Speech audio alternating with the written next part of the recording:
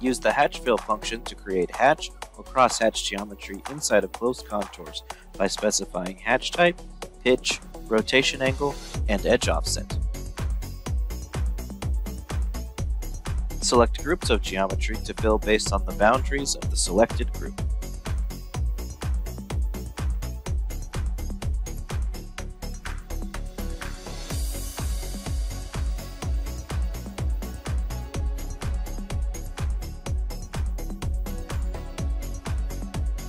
Use alongside the TrueType font in SigmaNEST to hatch fill text for a solid fill effect when etching.